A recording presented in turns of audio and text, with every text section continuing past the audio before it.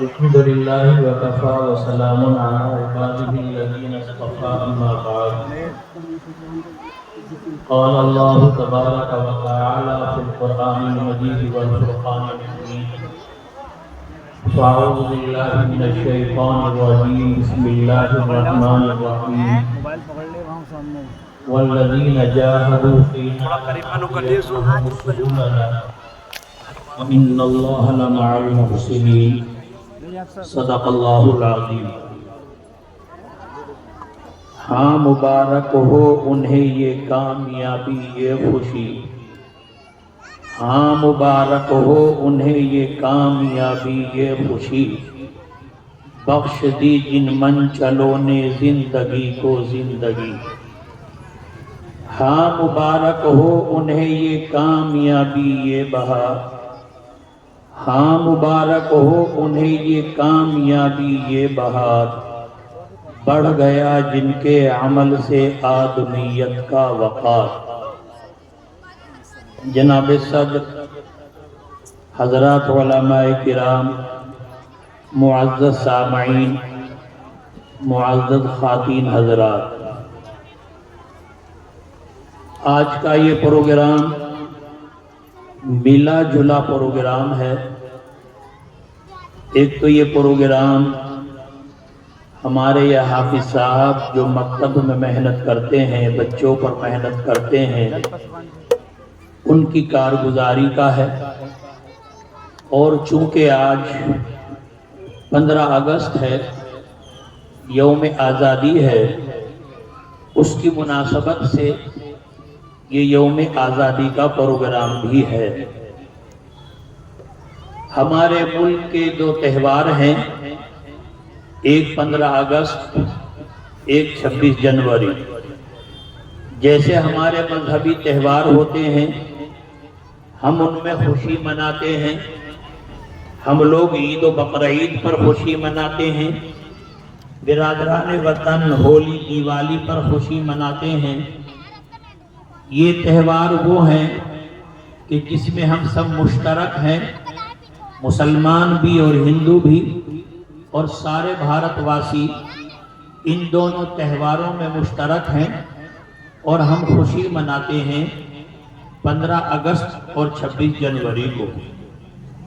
خوشی اس بات پر مناتے ہیں، تہوار کس بات پر ہے کہ آج کے دن ہمیں آزادی ملی ہے۔ آج ہندوستان میں ہم اپنی مسجدیں بنانے میں، اپنے مدرسے بنانے میں، اپنے چہرے پر داڑھی رکھنے میں، اپنے اسلامی تشخص کو برقرار رکھنے میں جو ہم آزاد ہیں، ہمیں کوئی روکنے والا نہیں ہے۔ قانوناً ہمیں مسجد بنانے سے نہیں روک سکتا، مدرسہ بنانے سے نہیں روک سکتا، داڑھی رکھنے سے نہیں روک سکتا، اسلامی تشخص کو اپنانے سے نہیں روک سکتا۔ یہ جو ہمیں آزادی ملی ہے، یہ ہمارے بڑوں کی قربانیوں کا اور محنت کا ثمرہ ہے۔ اس کو یاد کرنے کے لیے ہم 15 اگست یوم آزادی کا دن اس کو خوشی مناتے ہیں، اور اپنے اکابرین کی قربانیوں کو یاد کرتے ہیں، تاکہ آنے والی نسلوں کو پتہ چلے کہ یہ ہندوستان جو آج اتنا خوبصورت ملک ہے، یہ کس کی قربانیوں کا نتیجہ ہے۔ کوئی بھی باغیچہ جب تیار ہوتا ہے، پہلے وہ بنجر زمین ہوتی ہے، مالی اس پر محنت کرتا ہے، طرح طرح کے پھول لگاتا ہے، پودے لگاتا ہے، محنت کرتا ہے، اور جب وہ بن کر تیار ہوتا ہے چمن، تو پھر بنانے والے کو خوشی ہوتی ہے، اور وہ اپنی نسل کو بتاتا ہے کہ یہ چمن میں نے بڑی محنتوں سے بنایا ہے، یہ جنگل اور یہ زمین بالکل بنجر تھی، یہاں کوئی ہریالی نہیں تھی، میں نے محنت کر کے یہ پھول لگائے ہیں اور یہ چمنستان بنایا ہے، اس کی تمہیں نگرانی کرنی ہے اور تمہیں حفاظت کرنی ہے۔ یہی ہمیں بھی اپنی نئی نسل کو بتانا ہے، اپنی نئی نسل کو سمجھانا ہے اپنی نئی نسل کو یہ باور کرانا ہے کہ یہ ہندوستان ہمارا تھا، ہمارا ہے اور ہمارا رہے گا۔ کیسے؟ یہ ہندوستان جب تھا مغلیہ حکومت تھی، ایمان والوں کی حکومت تھی، رہتے سب تھے، یہاں رہنے والے ہندو بھی تھے، یہاں رہنے والے مسلم بھی تھے، یہاں رہنے والے سکھ بھی تھے اور دوسرے مذاہب کے لوگ تھے، لیکن حکومت کی باغ ڈور جو تھی وہ ایمان والوں کے ہاتھ میں تھی۔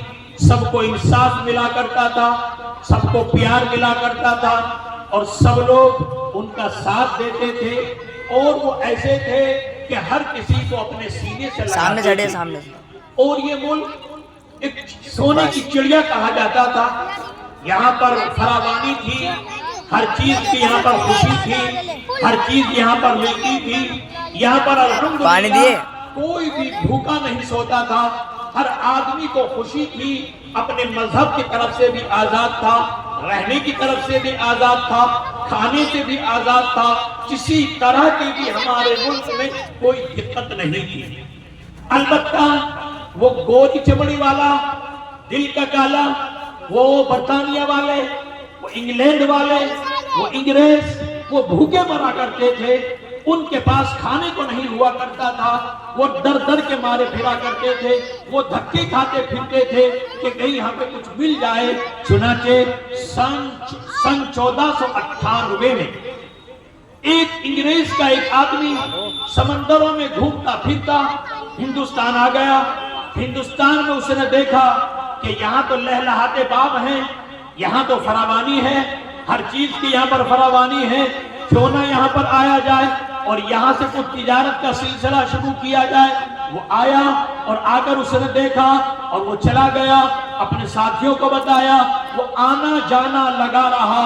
سن 1498 سے سن 1601 تک باقاعدہ کوئی تنظیم نہیں بنی تھی، آتے تھے جاتے تھے، کبھی کہیں تجارت کر لی، کبھی کہیں سے کچھ لے لیا، اس طرح سے یہ انگریز لوگ آتے رہے سن 1498 سے 1601 تک۔ 1601 میں باقاعدہ انگریزوں نے ایک تنظیم بنائی ایسٹ انڈیا کمپنی کے نام سے۔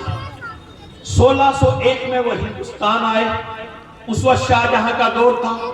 شاہ جہاں سے انہوں نے اپنی بے بسی کا، اپنی بے کسی کا، اپنی پریشانیوں کا اظہار کیا اور درخواست کی، ہم چاہتے ہیں تمہارے ملک میں ایک تجارت شروع کر دیں، ہم نے یہ کمپنی بنائی ہے، آپ اس کمپنی کو اپنے ملک میں تجارت کرنے کی اجازت دے دیں، آپ پرمیشن دے دیں۔ ہم بنگال کے علاقے میں، وہ علاقہ خالی پڑا ہے، اس علاقے میں اپنی کمپنی بنائیں گے اور وہاں پر تجارت شروع کریں گے۔ چونکہ وہ بادشاہ تھے، صاف دل کے تھے، ہر کسی کے دل، ان کے دل میں رحم تھا، انہوں نے اجازت دے دی اور اس ایسٹ انڈیا کمپنی نے سن 1601 میں بنگال کے علاقے میں وہاں پر اپنی کمپنی شروع کر دی۔ کمپنی شروع کرنے کے بعد شروع میں تجارت کرتے رہے۔ جب یہ پتا چلا حضرت مجدد الفسانی نور اللہ مرقدہ کو کہ انگریز ہمارے ملک میں آیا ہے تجارت کا لبادہ اوڑھ کر، تو حضرت مجدد الفسانی نور اللہ مرقدہ نے بھانپ لیا۔ اسی لیے حدیث کے اندر ایک بات فرمائی گئی ہے، اتقوا فراست المومن، مومن کی فراست سے بچو، وہ بڑی دور کی دیکھتا ہے، بڑی دور کا محسوس کرتا ہے۔ حضرت مجدد الفسانی نور اللہ مرقدہ نے محسوس کر لیا کہ یہ انگریز یہاں پر تجارت کے لیے نہیں آیا، اس کی نیتیں خراب ہیں اور یہ ہمارے ملک پر قبضہ کرنا چاہتا ہے۔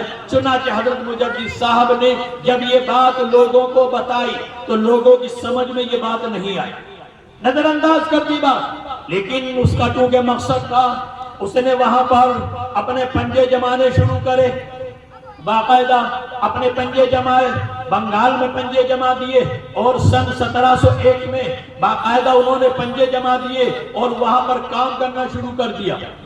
اب اس کو جب بھاپا سراج الدولہ نے، وہاں کا بادشاہ وہ تھا، اس نے دیکھا کہ ایسٹ انڈیا کمپنی والے ہمارے علاقے میں آ کر فلاں جگہ قبضہ کر لیا، کبھی خبر آئی کہ فلاں حصے پہ قبضہ کر لیا، کبھی خبر آئی کہ فلاں جگہ سے مار کے بھگا دیا۔ سراج الدولہ کو اس کی فکر ہوئی اور سراج الدولہ نے باقاعدہ اس پر محنت کی اور پھر فوج تیار کی اور میدان میں نکلا۔ سن 1735 میں باقاعدہ سراج الدولہ نے انگریزوں سے لڑائی لڑی، لیکن اپنوں کی غداری کی وجہ سے سراج الدولہ ہار گیا اور شہید ہو گیا۔ اس کے بعد ان کے اور قدم آگے بڑھے۔ سن 1735 میں سراج الدولہ کے مرنے کے بعد، شہید ہونے کے بعد ان کے قدم آگے بڑھے اور یہ کرناٹک کی طرف چلے، تمل ناڈو کی طرف چلے۔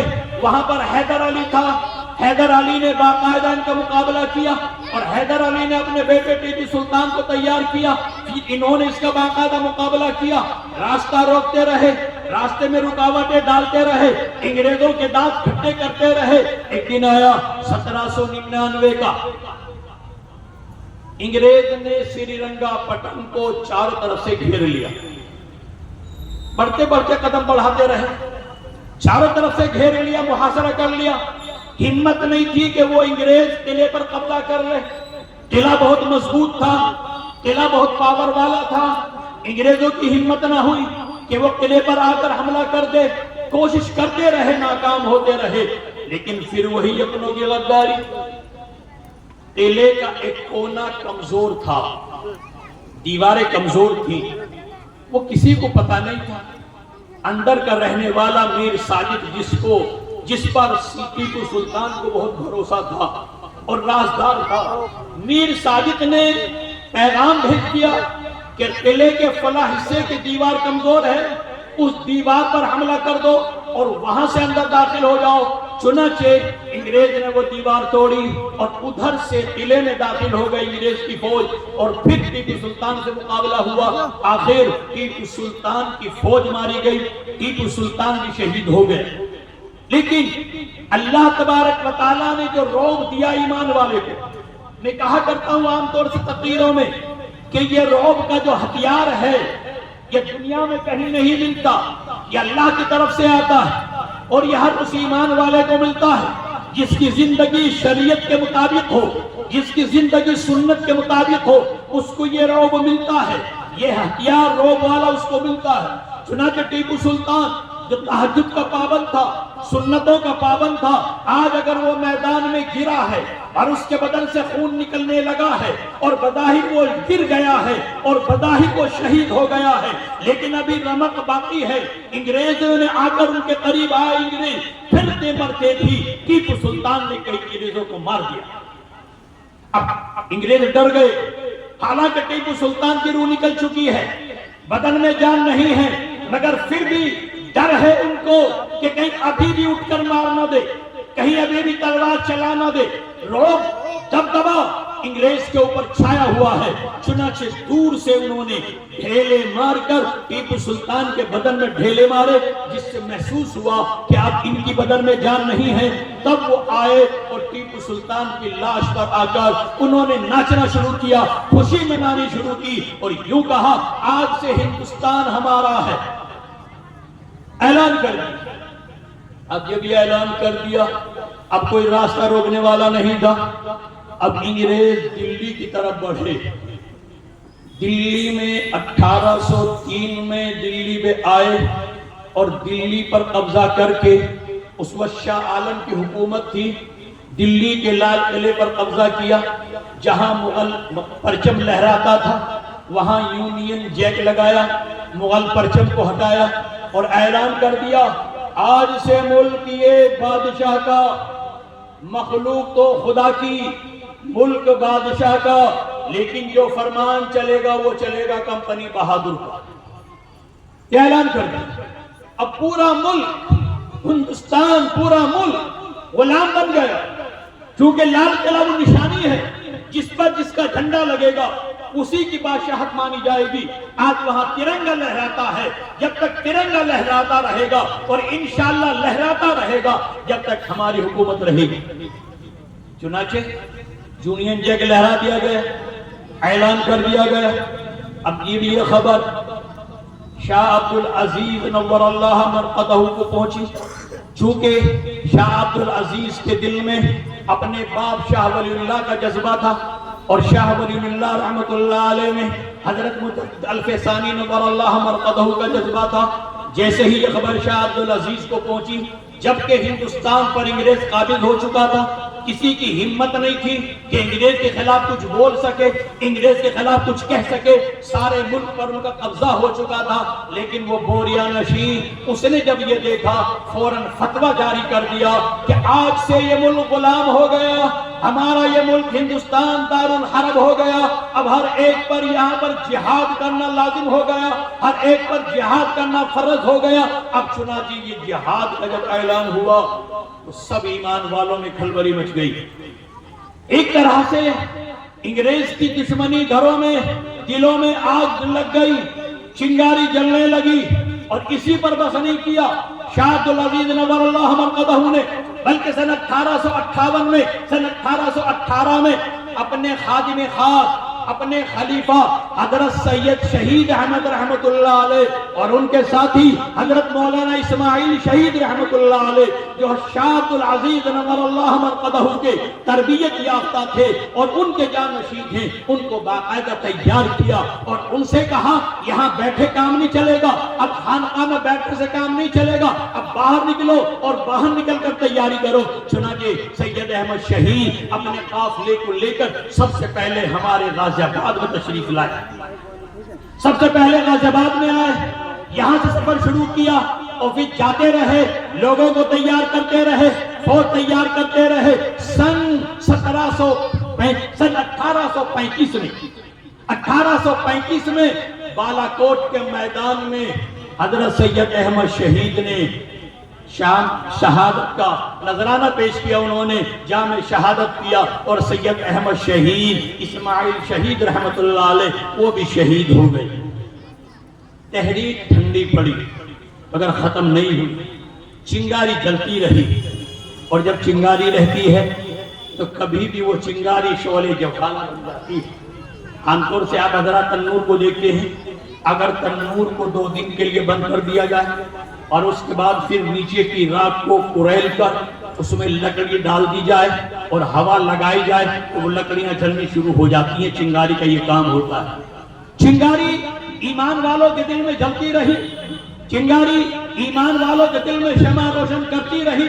چنانچہ 1857 آ گیا. اب یہ موقع آیا ہے سن 1857 تک اس ملک کی آزادی میں صرف اور صرف ہم مسلمان تھے، علماء تھے.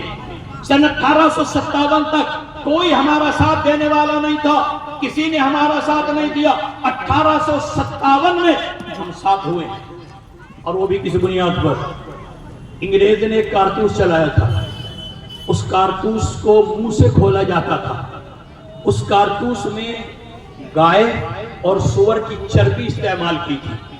چونکہ گائے ہمارے برادران وطن کے لیے محترم ہے اور سور ہمارے لیے حرام ہے، ایک نجس ہے. اب سور جہاں ہو، سور کی چربی جہاں ہو وہاں ہمارا منہ نہیں لگ سکتا، اور گائے کی چربی جہاں پر ہو وہاں برادران وطن کا منہ نہیں لگ سکتا. اب جب یہ کارتوس تیار ہوا اور میرٹھ کی چھاونی میں باقاعدہ فوج کو مجبور کیا گیا کہ اسے منہ سے کھولو، تو وہاں سے بغاوت شروع ہوئی تھی. وہاں پر ہندو مسلم ساتھ ملے تھے اور پھر سارے علاقے سے لوگ ساتھ ہوئے تھے اور سارے علاقے سے لوگ ساتھ لگ کر پھر انہوں نے دہلی پر حملہ کیا تھا سن 1857 میں، جس کی قیادت حضرت حاجی امداد اللہ مہاجر مکی رحمت اللہ علیہ، حضرت حافظ ضامن شہید رحمت اللہ علیہ، مولانا رشید احمد صاحب گنگوہی نور اللہ مرقدہ یہ قیادت کر رہے تھے اور دلی پر آئے تھے اور حملہ کیا تھا. مگر وہاں بھی ناکامی ملی، کامیابی وہاں بھی نہیں ملی. اس میں بھاگا دوڑی میں قربانی دینے والوں میں 2 لاکھ صرف مسلمان تھے، 2 لاکھ، اور 2 لاکھ میں 51,000 علماء تھے، قال اللہ و قال الرسول کے کہنے والے، مسجدوں کے امام، مدرسوں کے مدرس اور خطیب اور جو ہے خانقاہوں کے بزرگ، وہ سب تھے 51,000. انہوں نے جام شہادت نوش کیا. سن 1857 بھی کمزور پڑ گئے. اب ہمارے بڑوں نے سوچا اب کیا کریں، چنگاری تو ابھی اندر ہے.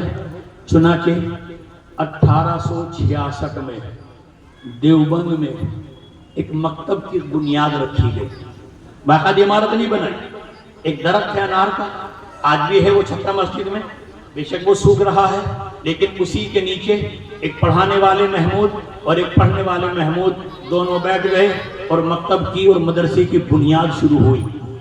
یہ مدرسہ جو شروع ہوا خالی پڑھائی کے لیے نہیں، آج بھی جو ان لوگوں کو مدرسوں سے ڈر لگتا ہے وہ صرف اسی لیے کہیں یہ مدرسے والے کہیں کروٹ نہ بدل دیں، اس لیے کہ وہ مدرسہ جو قائم ہوا، ملا محمود اور محمود، ایک پڑھانے والا ایک پڑھنے والا، دو ہیں صرف، لیکن اس پڑھانے والے نے محمود شیخ الہند کے نام سے مشہور ہوا۔ کیا پڑھائی تھی، کیسی پڑھائی تھی اس کی کہ وہ پھر محمود الحسن شیخ الہند کے نام سے مشہور ہوا، اور پھر انہوں نے ہندوستان میں اپنے شاگردوں کے واسطے سے حضرت مولانا حسین احمد مدنی نور اللہ مرقدہ، جو ہمارے مولانا ارشد مدنی کے والد، ہمارے مولانا محمود اسد مدنی کے دادا، وہ مولانا عبید اللہ سندھی، مولانا عزیز گل، یہ علماء کی ایک جماعت تھی، ان کو انہوں نے تیار کیا۔ اور پھر شیخ الہند نور اللہ مرقدہ نے برادران وطن کو ساتھ لیا، گاندھی کو ساتھ لیا، نہرو کو ساتھ لیا، سردار ولبھ بھائی پٹیل کو ساتھ لیا، اور دیگر جو ہمارے برادران وطن کے ذمہ دار تھے اور جو ان کے لیڈران تھے ان کو ساتھ لیا۔ اب یہ ساتھ مل کر لڑائی لڑنی شروع کی ہے۔ سن 1919 میں جمعیت علماء ہند کا قیام ہوا، پھر تو باقاعدہ جمعیت علماء ہند کے قیام کے بعد باقاعدہ سب کی نمائندہ جماعت جمعیت علماء ہند ہو گئی، اور سارے ہندوستان والوں کی طرف سے جمعیت علماء ہند میدان میں تھی۔ انگریزوں سے لڑائی لڑنے میں جمعیت علماء ہند کا بہت بڑا کردار ہے، ہندوستان کو آزاد کرانے میں جمعیت علماء ہند کا بڑا کردار ہے، اس لیے جمعیت علماء ہند میدان میں آ گئی، اور پھر بہت ساری تحریکیں شروع کی، تحریک موالات بھی شروع کی، اور بہت ساری تحریکیں بائیکاٹ کی شروع کی، یہاں تک کہ جب چاروں طرف سے انگریز گھر گیا تو پھر 15 اگست سن 1947 کو ملک چھوڑ کر جانا پڑا۔ حالات یہ بنی، دیکھیے میرے بھائیوں، حدیث میں جو فرمایا گیا ایک بات رہ گئی، جو فرمایا گیا اتقوا فراست المومن۔ جب انگریز نے دیکھا، کیونکہ شیخ الہند نور اللہ مرقدہ نے باقاعدہ افغانستان میں ایک آزاد حکومت قائم کر دی تھی، جس کا ذمہ دار ان کو پرتاپ سنگھ کو بنایا تھا، مہارانا پرتاپ سنگھ کو بنایا تھا۔ اب جب انگریز نے دیکھا کہ یہ خط و کتابت ہوتی ہے، خط و کتابت کے ذریعے سے یہ پیغام پہنچاتے ہیں، تو انگریز نے سارے راستے بند کر دیے، کوئی خط و کتابت کہیں نہیں، کوئی پیغام ہندوستان سے باہر نہیں جا سکتا، ہندوستان سے اندر کوئی پیغام نہیں آ سکتا، سارے راستے بند، کوئی پیغام نہیں جا سکتا۔ حضرت شیخ الہند نور اللہ مرقدہ نے دیکھا اب کیا کریں، دیکھا کپڑے کی تجارت ابھی چالو ہے، ہندوستان سے ریشم جاتا ہے، ریشم کا لباس، چونکہ ریشم ہندوستان میں ہوتا ہے، ریشم کا کپڑا یہاں سے جاتا ہے۔ جب یہ دیکھا کہ ریشم کی تجارت، کپڑے کی تجارت کھلی ہوئی ہے، تو حضرت شیخ الہند نور اللہ مرقدہ نے اسی ریشمی کپڑے پر پیغام لکھ لکھ کر بھیجنا شروع کیا، جس کو تحریک ریشمی رومال کہتے ہیں۔ اسی وہ کپڑوں کی تجارت تھی، صرف وہ کوئی راستہ تھا نہیں، اسی پہ پیغام لکھ کر بھیجا، اور چاروں طرف سے پیغام بھیجا، اسی سے آگ لگ گئی، چاروں طرف آگ لگ گئی، اور چاروں طرف سے آوازیں اٹھنے لگی۔ جب یہ سارے کام ہوئے تب ہندوستان چھوڑنے پر یہ انگریز مجبور ہوا، اور 15 اگست سن 1947 کو انگریز نے ملک چھوڑا اور ہم آزاد ہوئے۔ یہ ہے ہماری کہانی۔ آج چاروں طرف آزادی منا رہے ہیں، خوشی منا رہے ہیں، لیکن ان جیالوں کی قربانی کا ذکر جنہوں نے زمین سے قربانیاں دینی شروع کی ہیں اور اس ہندوستان کو اصل آزاد کرانے میں ایک بھومکا نبھائی ہے، اصل آزاد کرانے میں جو بھومکا والے ہیں ان کا نام نہیں لیتے ہیں تو صرف مولانا ابوالکلام آزاد لے دے کر ایک نام لیتے ہیں اور کسی کا نام نہیں لیتے، ورنہ میرے بھائیوں، میرے نوجوان دوستو، اس ہندوستان کو آزاد کرانے میں 75% ہمارا حصہ ہے، 25% اوروں کا حصہ ہے۔ اس لیے ہم کہتے ہیں یہ ملک ہمارا ہے اور انشاءاللہ ہمارا ہی رہے گا، اور اب بھی اگر ہمارے ملک پر کوئی آنچ آئے گی، اب بھی ہمارے ملک پہ کوئی ایسی بات آئے گی تو انشاءاللہ آج بھی ہم مدرسے والے اور مسجد والے اور خانقاہ والے زندہ ہیں. انشاءاللہ اپنے ملک کی حفاظت کرنا ہم جانتے ہیں, انشاءاللہ اپنے ملک کی حفاظت کریں گے. اللہ تبارک و تعالی ہم سب کو اپنے ملک کی حفاظت کے لیے قبول فرمائے اور اللہ ہمارے ملک کی بھی ہر طریقے سے حفاظت فرمائے. ابھی آپ کے سامنے جمعیت علماء ہند کا تذکرہ میں نے نام لیا. اس وقت جمعیت علماء ہند کے 2 کام بڑے اہم چل رہے ہیں. اور تو بہت سارے کام ہیں, یہ تو وقتی ہیں, کہیں سیلاب آیا تو وہاں جانا, کہیں طوفان آیا تو وہاں جانا, لیکن 2 کام بڑے اہم چل رہے ہیں.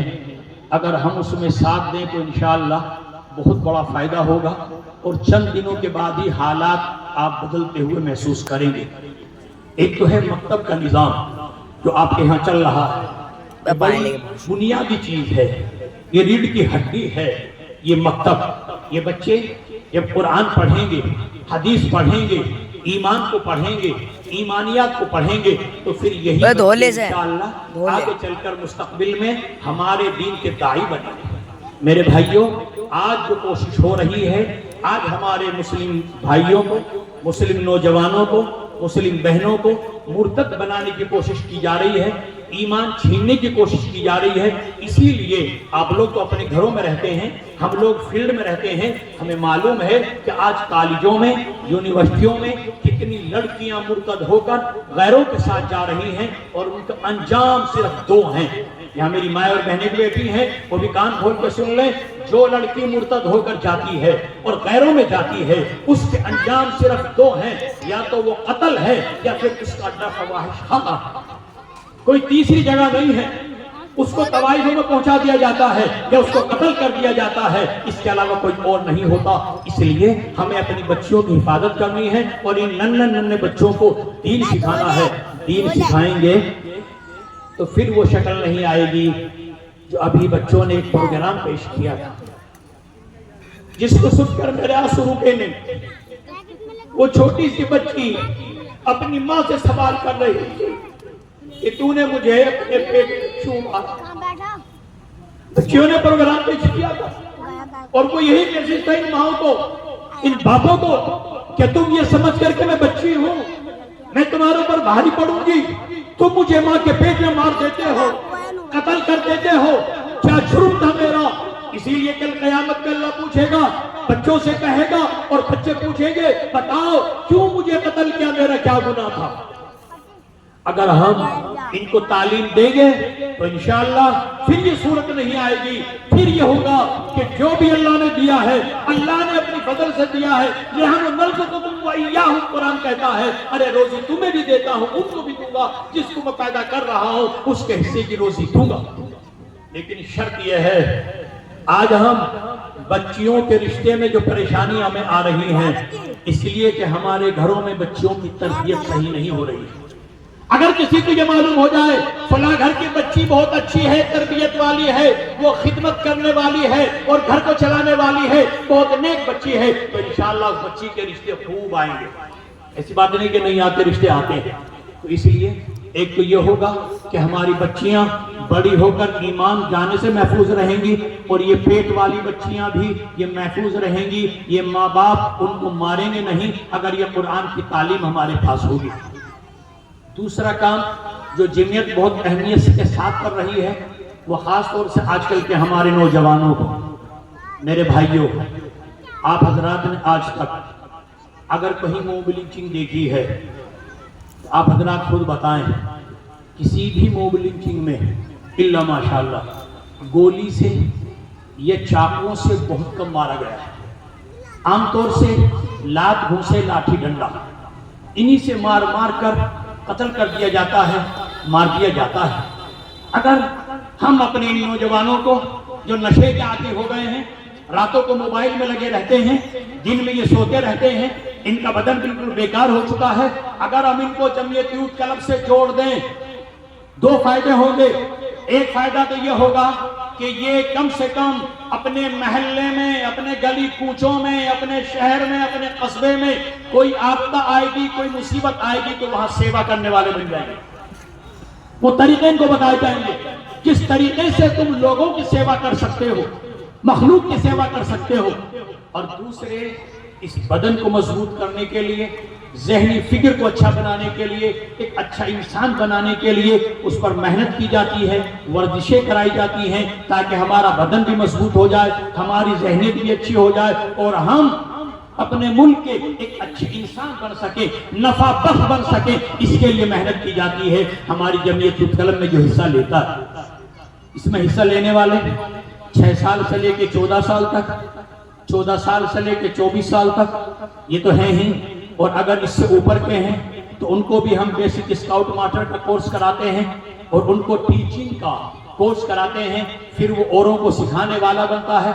और ये 6 साल से 14 साल तक, 14 साल से 24 साल तक इसको हम प्रवेश, परताम, निपुण वगैरह ये कोर्स कराते हैं। और सबसे बड़ा फायदा इसका ये है कि जो यूथ कलम को कर लेता है, अगर वो गवर्नर अवार्ड ले लेगा, सदर जमहूरिया के अवार्ड तक पहुंच जाएगा और वो हासिल कर लेगा।